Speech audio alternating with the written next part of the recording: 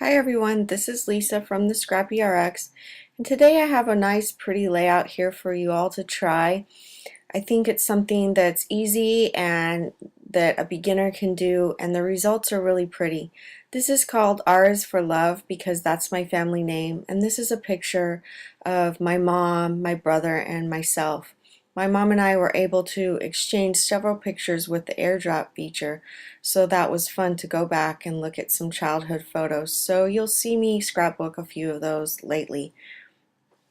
Right, so to get started on the layout, I have my white piece of paper here and I'm going to use my static bag because I'm going to be doing some stamping with Versamark ink. So I want to make sure I get all the static off the paper. Then I'm going to use my Versamark ink and I'm going to be using some stamps from Studio Calico Lycée Street collection. These stamps are from iHeart Studio and they're really pretty flowers and words. So I'm going to be stamping them over the page and then I'm going to be embossing them with some clear embossing powder from Simon Says Stamp so that you'll see them once I get started on the watercolor technique that I'm going to use. I'm using the light there to kind of see where I've stamped some things because it gets kind of hard to see sometimes. So I stamp some images for a while and then I emboss with some powder and then I heat it up and then I kind of go back and forth until I get it how I like.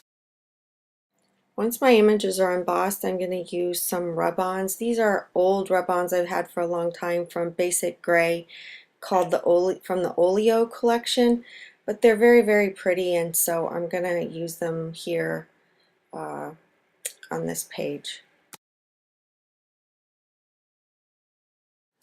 Once I have all my images ready to go, I'm going to start watercoloring kind of in a rainbow effect. And I'm using the Peerless watercolors on the paper there. These are very saturated watercolors that come out nicely on the page, and I like these watercolors a lot. So you can kind of see what I'm doing here. I'm going to keep going with different colors in a stripe fashion, back and forth, adding more water, letting it kind of drip, get messy so it looks nice. Then I'll take a paper towel and dab it a little bit to get some of the water and the color off. And I just keep going back and forth, playing with the colors, adding water, letting it drip, dabbing it off.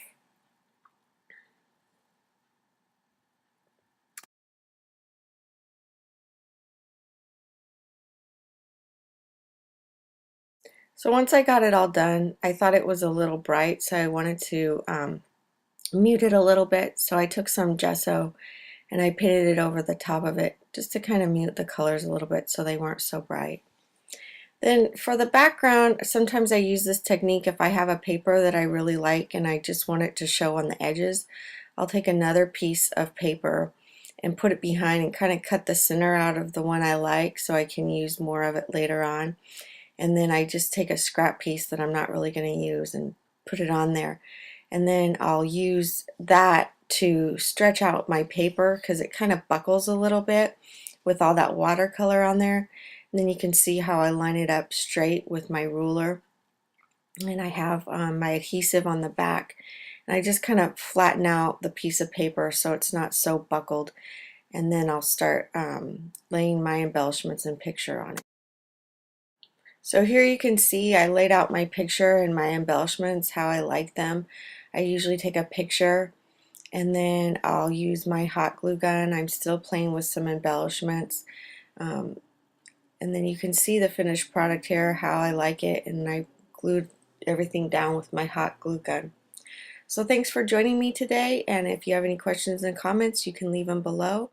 I'll show some detail shots here at the end so you can see the embossing, how it turned out with the watercolor over it. It's a really pretty effect, and I think it's something that you should try. It's not very hard, and the payoff is really nice what happens, and the water also resists the rub-ons there so you can see them through the paint. Thanks again, and I hope you guys have a great week. Bye.